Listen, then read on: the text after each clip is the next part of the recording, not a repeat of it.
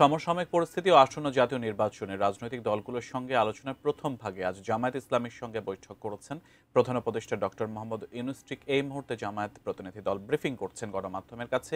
আমরা সরাসরি সেই ব্রিফিংয়ে যুক্ত হচ্ছি। আশা করেছিল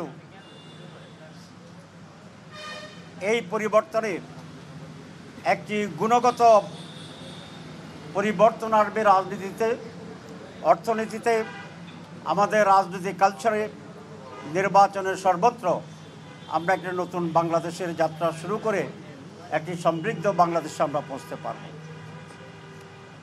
আপনারা জানেন প্রধান উপদেষ্টা তিনটি বিষয়ে জাতিকে আশ্বস্ত করেছিল। একটি হচ্ছে উনি রিফর্মস করবেন, কিছু বিষয় সংস্কার করবেন যে সমস্ত কারণে বারবার এদেশে নির্বাচন এবং স্বৈরাচার, নির্বাচন প্রশ্নবিদ্ধ হয় এবং স্বৈরাচার প্রতিষ্ঠিত হয়েছিল। বিশ্বমানের থার্মিক্স রড, সালাম স্টিল থার্মিক্স, দেশের একমাত্র থার্মিক্স রড। রিফর্মস করা হবে, বিচারকে দৃশ্যমান করা হবে এবং বিশ্বমানের আনন্দঘন একটি নির্বাচন অনুষ্ঠান করা হবে।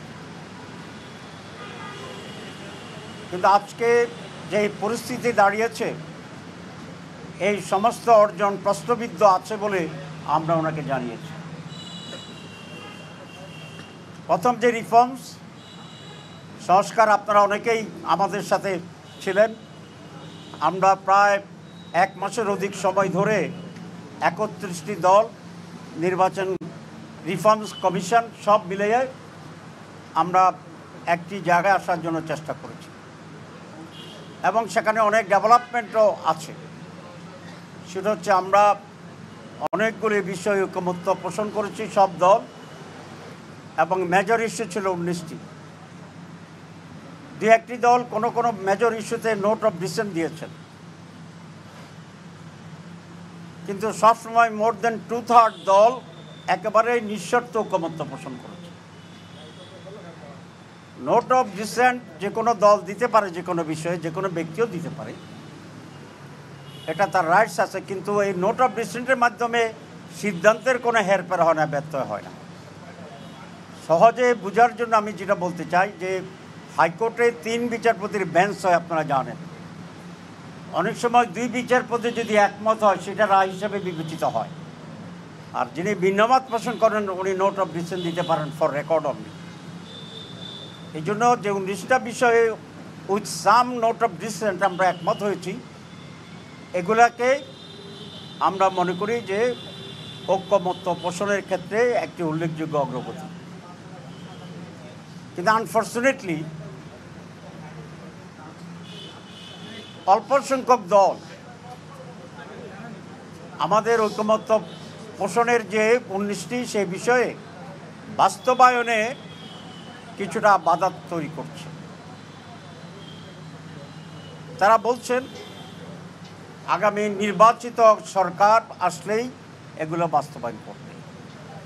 আগামী নির্বাচিত সরকার যদি বাস্তবায়ন করে, তাহলে এখানে আমরা ঐকমত্য পোষণ করে পরিশ্রম করলাম কেন?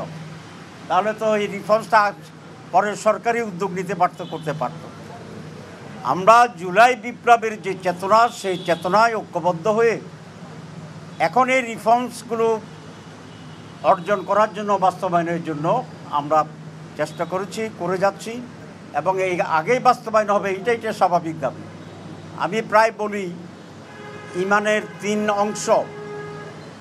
এক হচ্ছে মুখে স্বীকৃতি দেওয়া, হৃদয়ে ধারণ করা, কার্যে পরিণত করা। এই 3টে হলে ইমান পরিপূর্ণ। আমাদের চার্টার যেগুলো হয়েছে তারও 3টি অংশ।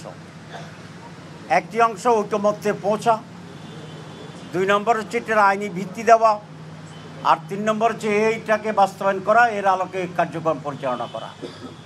তো এখন পর্যন্ত আমরা শুধুমাত্র ঐকমত্যে পৌঁছেছি, কিন্তু এটার আইনি ভিত্তি এবং বাস্তবায়নের ক্ষেত্রে 2-1টি দল বাধা দিচ্ছে, একমত হচ্ছেন না। আমরা খুব স্পষ্ট বলে আসছি যে জুলাই বিপ্লবের পরে আমরা আরও অনেক পরিবর্তন চেয়েছিলাম,